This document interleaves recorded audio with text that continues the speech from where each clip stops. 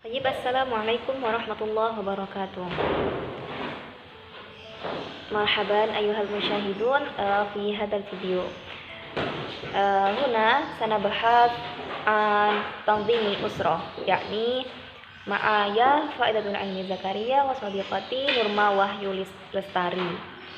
Huna nahnu min firqah al-mu'aridah. تعريف عن التنظيم الأسرة يا صديقي وصديقتي. الأسرة تعني استقاقيا الأمة والأب مع أطفالهما في منزلهما، كل محتويات البيت مسؤولية القلب، في حين أن كلمة الخطة والتي تحصل على البادئة والتي تعني مفهوما أو طريقة، تعني خطة تصميم أو إطار عمل لشيء ما يجب القيام به. Toyib, kemudian penjelasan pertama yaitu pengertian dari keluarga berencana, yaitu ta'riful tanzimul usrah. Nah, untuk dapat dengan mudah memahami arti dari pengertian keluarga berencana adalah di sini merupakan dengan cara mendefinisikannya. Keluarga berencana itu merupakan kata majemuk yang terdiri dari dua kata, yaitu keluarga dan berencana. Nah, di sini kita akan menjabarkan satu-satu sesuai dengan pengertian tadi. Yang pertama yaitu keluarga secara etimologi, berarti ibu, bapak atau anak-anaknya yang berada di seisi rumah. Nah, di sini seisi rumahnya itu menjadi tanggung jawab dari anggota keluarga. Kemudian secara istilah atau terminologi, nah di sini keluarga itu dimaksud suatu kesatuan sosial yang terkecil dalam masyarakat. Nah, yang terkecil kemudian yang diikat dalam perkawinan yang sah. Jadi ada suami dan istri. Kemudian ditambah lagi anak-anaknya. Sedangkan untuk poin kedua, sesuai dengan yang sudah dijelaskan awal tadi, kata berencana itu merupakan akar dari kata rencana yang mendapat awalan yang berarti konsep atau cara. Nah, di sini rencana itu berarti rancangan atau rangka sesuatu yang akan dikerjakan. Nah, di sini secara garis besarnya berencana itu artinya cara atau konsep merencanakan atau merancangkan. Begitu. Kemudian setelah diketahui dari perpaduan dua buah kata keluarga berencana di atas tadi, maka di sini dapat diartikan dengan cara yaitu dengan cara merencanakan keluarga meliputi jumlah, itu KB ya. Keluarga berencana itu merencanakan keluarga meliputi jumlah, kemudian jarak lahir, kemudian penggunaan alat kontrasepsi dan lain sebagainya. Nah, kemudian adapun pengertian logisnya itu adalah mengatur keluarga tentang jumlah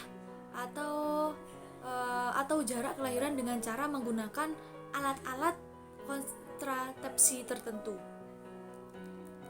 Kemudian pengertian secara umum keluarga berencana itu banyak ragamnya. Nah, di sini akan kami simpulkan saja suatu usaha yang mengatur banyaknya jumlah kelahiran sedemikian rupa sehingga ibu maupun bayinya itu dan bagi ayahnya serta keluarganya atau masyarakat yang bersangkutan tidak akan menimbulkan kerugian sebagai akibat langsung dari kelahiran tersebut. Jadi dikasih jeda waktunya, tidak terus-terusan dalam melahirkan. Nah, di sini baik keluarganya itu tersebut dilihat dari segi kemampuan ekonomi, maupun dari segi pendidikan, maupun dari segi kesehatan dan tanggung jawab lainnya yang dapat menjamin keluarga tersebut itu menjadi keluarga yang sakinah, mawaddah dan rahmah sesuai dengan yang ditentukan oleh Nabi Muhammad SAW. ثم الاستمرار مصطلح تنظيم الأسرة نفسه له نفس المعنى في المصطلحات الإنجليزية family planning أو planned parenthood، بينما يعرف في المصطلحات العربية باسم تنديب الأسرة. يتماشى هذا الفهم مع رأي محمد شلتوت الذي يعرف المصطلح بأنه تهديد النسل أو مجاولة لمنع الحمل بشكل مؤقت أو دائم فيما يتعلق بجالات وشروط معينة لكل من الأشراط المعنية ولصالح المجتمع والدولة. Taib, al-istimrar. Dari penjelasan dalam bahasa Arab tadi dapat diartikan istilah dari keluarga berencana itu sendiri merupakan persamaan arti dalam bahasa Inggris, yaitu family planning atau parenthood. Nah, di situ ada dua istilah. Nah, sedangkan dalam istilah bahasa Arab dikenal sebagai tandimul usrah atau tandimul nasl, itu sebagai pengertian dari bahasa Arab. Kemudian dari bahasa Inggris dua tadi, dari bahasa Arab juga dua itu tadi. Nah, kemudian pengaturan di sini dalam istilah bahasa Arab itu berarti pengaturan keturunan atau gitu tadi, keluarga berencana, pengaturan keturunan atau pengaturan kelahiran. Nah, di sini pengertian tersebut itu sejalan dengan pendapat dari Muhammad Shaliut yang mendefinisikan istilah keluarga berencana itu sebagai pengaturan kelahiran atau usaha mencegah kehamilan sementara atau selamanya sehubungan dengan situasi dan kondisi tertentu, baik bagi keluarga yang bersangkutan maupun bagi kepentingan masyarakat dan negara. Nah, jika ditinjau dari definisi dari Muhammad Shaliut, kemudian dari definisi di atas tadi, dapat diambil suatu pengertian, ini singkatnya lagi, bahwa KB merupakan pengaturan rencana kelahiran anak dengan menggunakan suatu alat atau suatu cara dan yang dapat mencegah kehamilan. Hal ini berarti KB itu bukan birth control atau tahdidun nasl yang berkonotasi pembatasan atau pencegahan kehamilan yang kontroversial dengan salah satu dari tujuan perkawinan itu sendiri, yaitu melanjutkan keturunan atau melanjutkan keturunan dari ibu dan bapaknya itu sendiri atau dari keluarganya. Nah, kemudian jadi di sini keluarga berencana itu bukanlah tahdidun nasl ya, bukanlah pembatasan jumlah anak, tetapi karena dilarangnya tandimul usrah atau tandimul nasl itu karena suatu alasan-alasan tertentu yang akan dijelaskan di slide-slide selanjutnya. Nah, ini untuk pengertian dari KB, kami rasa cukup sampai di sini. Kemudian ada di Indonesia sendiri KB itu untuk kepentingan nasional ya, juga sangat berkaitan dengan pribadi dari suami istri. Nah, di sini dalam menurut Harun Nasution dalam bukunya, dalam hal itu menekankan bahwa sebaiknya keluarga itu dihubungkan dengan keadaan ekonominya. Kalau kondisi ekonominya memang tidak dapat memikul atau sedang terpuruk, lebih baik kelahiran anak itu dijarangkan atau tandimun nasl bisa. Dengan demikian pembutuhan jasmani dan pendidikan anak akan dapat terjamin kalau jumlah anak itu banyak, sedangkan keadaan ekonominya sedikit atau tidak sepadan, keharmonisan keluarga itu akan terganggu sehingga anaknya perlu sehingga kelahiran anak itu perlu dijarangkan. Nah, keluarga bahagia adalah keluarga yang dapat menyesuaikan kelahiran dengan kesanggupan ekonomi.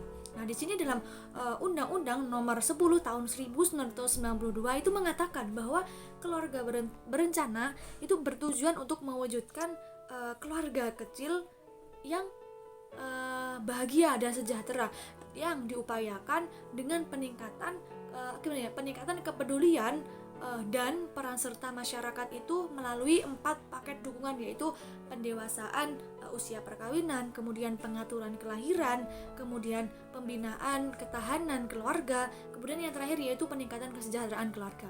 Nah, ini termasuk ke dalam undang-undang tentang keluarga berencana.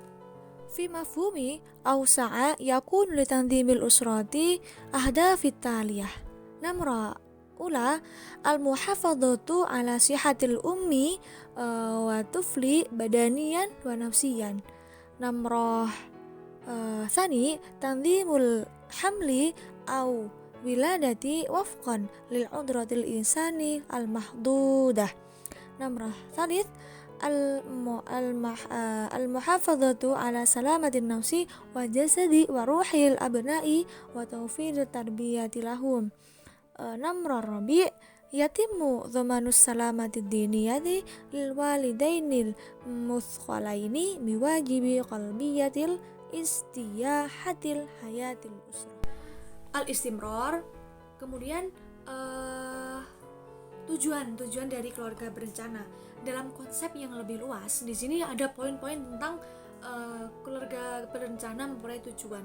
Nah, di sini pemateri akan menyampaikan hanya empat dari tujuan keluarga berencana. Yang pertama yaitu terpeliharanya kesehatan ibu dan anak secara fisik maupun psikis. Jika kita mengatur dalam hal kelahiran, maka anak juga bisa kesehatan anak juga bisa terjamin, kesehatan ibu lebih terjamin lagi karena tidak sering dalam melahirkan. Kemudian yang kedua itu mengatur kehamilan atau kelahiran sesuai dengan kemampuan manusia yang terbatas. Nah, di sini untuk memberi kelonggaran kepada ibu agar tidak melahirkan dalam waktu yang terdekat. Nah, ini tujuan KB. Kemudian yang ketiga yaitu terpeliharanya keselamatan jiwa, jasmani dan rohani anak serta tersedianya pendidikan anak. Dengan di sini dengan adanya KB, di sisi lain itu dapat jika suatu keluarga memiliki 1 atau 2 anak, itu insya Allah pendidikan akan terjamin. Tapi jika memiliki anak 4, 5 atau lain di atasnya, itu besar kemungkinan ketika ekonominya dari keluarga itu rendah, itu anak-anaknya tidak tidak tersedianya suatu pendidikan yang terwadai karena terhambatnya dari uang atau nafkah atau ekonomi di keluarganya. Kemudian selanjutnya itu terjamin keselamatan agama orang tua yang dibebankan kewajiban mencukupi kebutuhan hidup keluarga. Nah, dengan adanya anak atau dengan adanya suami istri yang tidak dengan adanya anak yang kemungkinan tidak banyak, itu seorang orang tua itu akan bisa membimbing anaknya dengan maksimal begitu. Nah, kemudian dari ketujuan-tujuan itu tadi akan lebih mudah dicapai apabila suatu keluarga itu relatif kecil. Kalau namanya itu relatif kecil terdiri dari ibu, bapak, kakak, adik, mungkinan 2 atau 3 anak gitu. Itu keluarga kecil yang secara ekonomi itu lebih mudah dijangkau, dan secara psikologis antara suami istri itu akan mendapatkan keadaan keluarga yang sakinah mawaddah warahmah sesuai dengan tujuan dari pernikahan yang diajarkan oleh Rasulullah SAW. Nah, kemudian dari sini diharapkan itu akan lahir generasi manusia atau generasi penerus dari keluarga itu yang berpotensial atau yang berkualitas menuju terciptanya masyarakat yang baik, yang terpenting yaitu mendapat ridho dari Allah Subhanahu wa taala. Al-istimrar yaitu dalil-dalil penguat kontranya keluarga berencana atau tandimul usrah. Nah, di sini dalam hadis sahih riwayat Ibnu Hibban nomor 9/338 yang disahihkan oleh Syekh Al-Albani dalam Irwa nomor 1786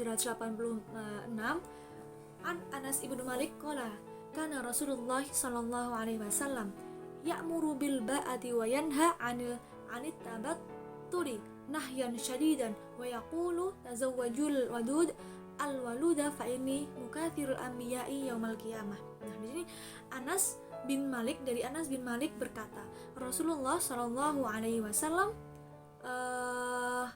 bersabda, yaitu memerintahkan untuk menikah dan melarang keras untuk membujang, dan berkata, nikahilah wanita yang sangat penyayang dan yang mudah beranak banyak karena aku akan berbangga dengan kalian di hadapan para nabi pada hari kiamat. Nah, di sini makna tersirat dari hadis ini yaitu dengan adanya pernikahan kita itu akan salah satunya yaitu menghasilkan keturunan. Nah, di sini dalam Islam, di sini dalil-dalilnya yang menguatkan dilarangnya atau tidak diperbolehkannya KB menurut Islam, karena dengan adanya pernikahan, dengan adanya melahirkan, itu generasi dari penerus untuk memajukan agama atau memajukan keluarga itu dapat terwujud begitu. Nah, di sini para ulama itu memiliki pandangan bahwa KB itu dilarang jika orientasinya itu membatasi kelahiran. Allah memberikan perintah agar para wanita dan keluarganya itu bisa memiliki keturunan. Di sini jadi keturunan yang banyak, yang kuat untuk Islam kedepannya, untuk memajukan agama Islam. Jika berorientasi untuk membatasi kelahiran, hal ini bisa membuat umat Islam sedikit memiliki keturunan. Nah, untuk itu lebih baik tidak dilakukan. Apabila mencegah untuk lahirnya bayi di dunia, akan tetapi hal ini itu berbeda jika memang tujuannya untuk kesehatan, itu diperbolehkan KB. Nah, kalau selain kesehatan itu menurut ulama di sini tidak diperbolehkan. Membatasi kelahiran dengan alasan kesehatan tentu berbeda lagi. Membatasi demi tujuan kesehatan tentunya bisa berefek kepada kesehatan istri itu sendiri atau kesehatan ibu itu, mengganggu rahim atau juga aspek-aspek organ tubuh dalam lainnya. Namun berbeda jika membatasi kelahiran ini didasari karena khawatir masalah ekonomi atau masalah keuangan atau masalah kemampuan untuk membiayai lainnya. Maka jangan sampai alasan tersebut digunakan jika orientasi khawatir akan kehidupan anak nantinya. Nah, di sini Allah SWT berfirman dalam suratul Isra ayat 31, A'udzu billahi minasyaitonir rajim. Wala taqtulu auladakum khasyata imlaq nahnu narzuqukum wa iyyakum inna qatlahum kana kabira. Nah, di sini yang memiliki arti, dan janganlah kamu membunuh anak-anakmu karena takut miskin, dalam artian ekonomi. Kamilah yang memberi rizki kepada mereka dan kepadamu. Kemudian membunuh mereka itu sungguh suatu dosa yang besar. Nah, di sini makna tersiratnya melakukan KB bisa diambil bisa masuk sedikit, melakukan KB karena suatu ekonomi atau suatu penghasilan keluarga itu tidak diperbolehkan. Nah, di atas tadi diperbolehkan karena kesehatan. Jadi membunuh mereka itu sama sesungguh suatu dosa yang besar. Nah, di sini maksudnya membunuh itu mungkin nanti teman-teman bisa dilihat sendiri di tafsir Al-Qur'an begitu. Nah, di sini Islam itu Islam itu menganjurkan untuk dapat memiliki banyak keturunan. Nah, di sini alasan paling utama atau dalil yang paling utama melarang dari praktek atau KB keluarga berencana itu Islam menganjurkan memiliki banyak keturunan. Hal ini tuh yang akan menjadi keberatan para ulama untuk menjadikan KB digunakan. Dengan adanya program dan teknologi, keluarga berencana dapat menjadikan umat Islam itu secara keturunan tidak terlalu banyak. Padahal umat Islam itu diharapkan mampu menjadi umat terdepan dengan adanya keluarga dan keturunan yang banyak. Hal ini mensoroti dalam sudut pandang banyaknya kuantitas. Pendapat ini mengedepankan bahwa keturunan yang banyak tidak selalu menjadi penghalang atau penghambat atau menjadi banyak masalah jika orang tua itu mampu sekuat tenaga untuk berusaha. Tentu saja keturunan itu yang baik dapat didapatkan, yaitu qurratul itu seperti dalam doa Rabbana hab lana min azwajina wa dzurriyyatina qurrata a'yun waj'alna lil muttaqina imama. Qurrata a'yun, ya, keluarga yang qurrata a'yun. Setelah itu para orang tua itu baik ibu yang melahirkan atau ayah yang mencari nafkah juga terhitung sebagai berjihad, yaitu berjuang. Untuk itu bagi mereka yang bersungguh-sungguh menjadikan keturunannya soleh, kemudian sukses di dunia maupun di akhirat, adalah jihad tersendiri di mata Allah SWT, sehingga tidak perlu ragu sampai melakukan keluarga berencana. Nah, Tandhibul usrati ma'rufatun mundu zaman Nabi Muhammad sallallahu alaihi wasallam wa ma'a dzalik nadharan li anna al-Qur'ana bi'tibarihil masdarul a'la la yahtawi ala ahkam muhaddadatin tata'allaku bitandhimil usrah faqad nadha an hunaka ikhtilafat fi ra'yi bainal ulama. Al-awwal al-ara'u allati tasmahu bitandhimil usrati bishaklin mutallaqun fi kulli hal. Nomor tsani tahduru bisyaklil mutlaqun tandimil usrah fi kulli halatin. Nomor tsalits tasmahu bitandimil usrati bimuwafaqatin zaujah. Nomor rabi ara an tujizu tanzimul usrati lil ummahati walaysa lil mar'atil hurrati. Thumma al-istimrar. Di sini keluarga berencana itu sebenarnya sudah dikenal sejak zaman Rasulullah SAW. Namun karena dalam Al-Quran sebagai sumber utama atau sumber tertinggi tidak memuat ketentuan yang pasti mengenai keluarga berencana, ternyata di sini timbul ikhtilaf para ulama di kalangan ulama, yaitu di sini ada 4 poin. Yang pertama yaitu pendapat yang membolehkan KB secara mutlak atau secara penuh itu diperbolehkan di setiap keadaan. Kemudian yang kedua, pendapat kedua yaitu pendapat yang mengharamkan KB secara mutlak. Mengharamkan, bukan membolehkan. Yang kedua itu mengharamkan secara mutlak setiap keadaan. Kemudian yang ketiga, pendapat yang membolehkan KB dengan syarat persetujuan istri. Nah, begitu. Kemudian yang pendapat terakhir yaitu pendapat yang membolehkan KB terhadap wanita atau wanita budak, bukan wanita merdeka. Di sini boleh. Nah, di situ dalam pengembangan keturunan Islam itu mengutamakan kepada masalah kualitas anak. Nah, dan Islam tidak mengendaki keturunan yang lemah dan serta kekurangan, baik lemah jasmani maupun lemah rohani. Salah satu faktor yang menyebabkan keluarga menjadi lemah adalah tidak adanya keseimbangan antara keadaan, kemudian kebutuhan, kemudian pendapat dan pengeluaran. Sehingga sangat diperlukan di sini, ini diperbolehkan kalau yang pendapat ini diperbolehkan, sehingga sangat diperlukan perencanaan kelahiran antara satu dengan kelahiran berikutnya. Dan kesejahteraan masyarakat itu meningkat, dan hal-hal lain yang tidak diinginkan itu dapat diantisipasi dari jauh-jauh hari. Hijaju mu'aridah an tanzimil usrah. Alasan-alasan tentang kontranya KB, keluarga berencana. Awalan, al-khawfu min adamil qudrah ala tawfiri hajiyatil aulad huwa min inkari qudratillahi tabaraka wa ta'ala ala qada'i ihtiyajati kulli makhluq. Yang pertama, takut tidak bisa menafkahi anak sama halnya dengan mengingkari kuasa Allah untuk mencukupi kebutuhan setiap makhluknya. Tsanian, wujudul iqtirahat li ziyadati adadil atfal. Adanya anjuran untuk memperbanyak anak. Tsalisan, al-a'dha'ut tanasiliyah kal haqqil insaniyah. Bahwasanya reproduksi itu merupakan HAM.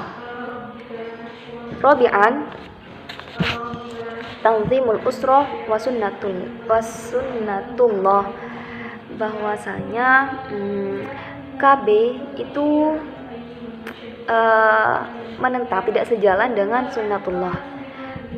Fa hadhil bahath sanabhath tafsiliyan fima yali. Tayyib, an-nuqat al-awwal yakni al-khawf min adamil qudrah ala tawfiri hajiyatil aulad huwa min inkari qudratillahi tabaraka wa ta'ala ala qada'i ihtiyajati kulli makhluk. Bahwasanya kekhawatiran dan ketakutan akan tidak terpenuhinya kebutuhan anak merupakan bentuk pengingkaran terhadap ketentuan dan kekuasaan Allah Subhanahu wa ta'ala. Apalagi seseorang tersebut merupakan orang yang bertaqarrub ilallah, orang yang dekat dengan Allah Subhanahu wa ta'ala. Karena Allah berfirman dalam Quran surah At-Talaq ayat 2-3. Bismillahirrahmanirrahim. Wa may yattaqillaha yaj'al lahu makhraja wa yarzuqhu min haitsu la yahtasib wa may yatawakkal 'alallahi fahuwa hasbuh innallaha balighu amrihi qad ja'alallahu likulli syai'in qadara. Al-ayah.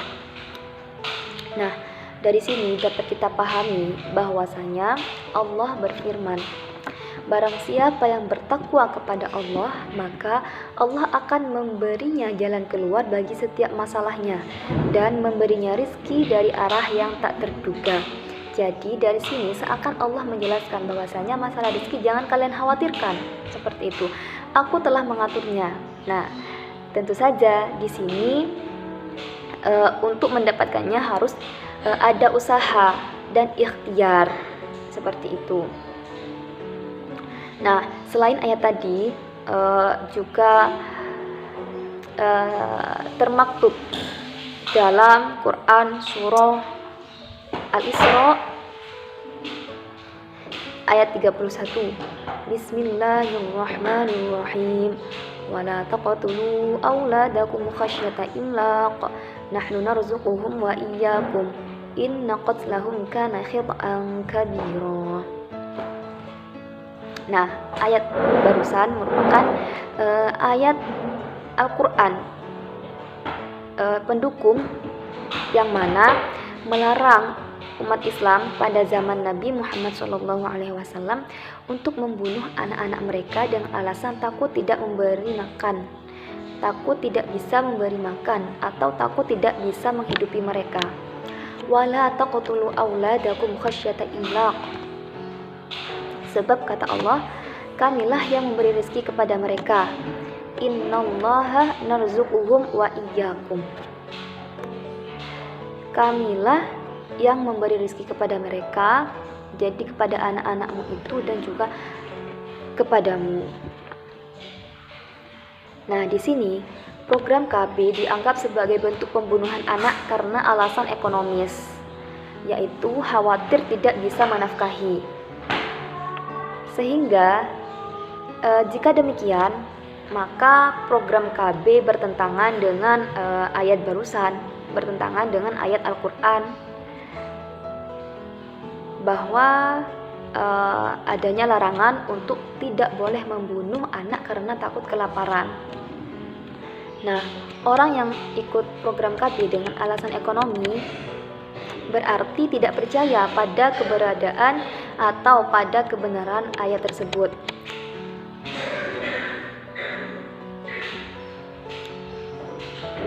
Nah, juga tidak mempercayai ayat Al-Quran yang baru saja.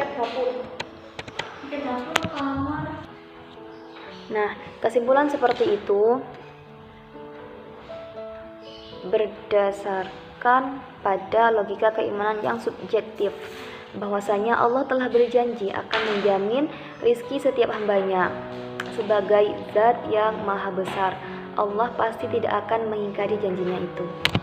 Suma an-nuqat asani wujudul iqtirahat li ziyadati adadil atfal. Adanya anjuran untuk memperbanyak anak. Nah, di sini ada hadis Nabi yang berbunyi, tazawwaju al-walud fa inni musyakirun bikum mul anbiya yaumal qiyamah.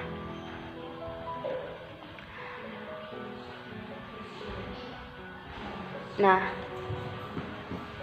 artinya hendaklah kalian mengawini perempuan yang subur, penyayang, sebab dengan kalianlah umatku jadi lebih banyak daripada nabi-nabi lain. Seperti itu.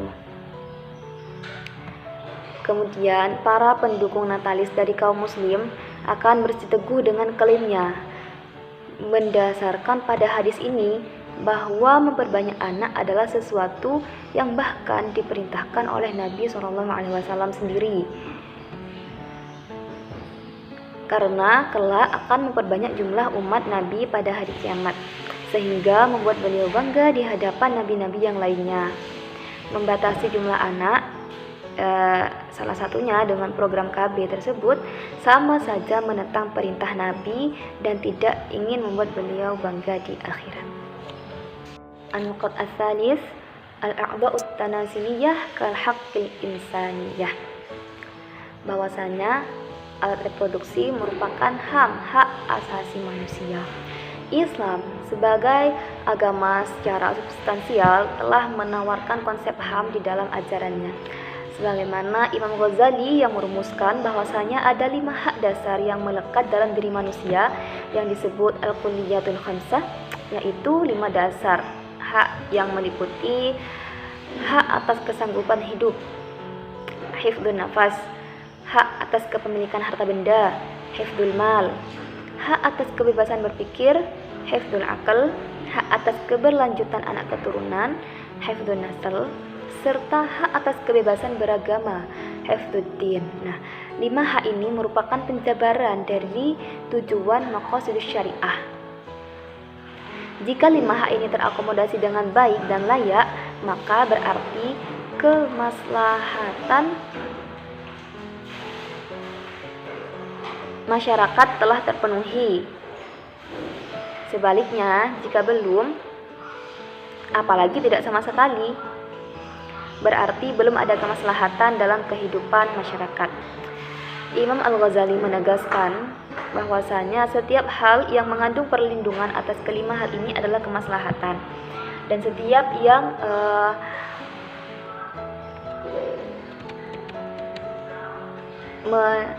menegasikannya merupakan mafsadah, dan menolak kemafsadatan adalah bentuk perwujudan dari maqasidus syariah itu sendiri.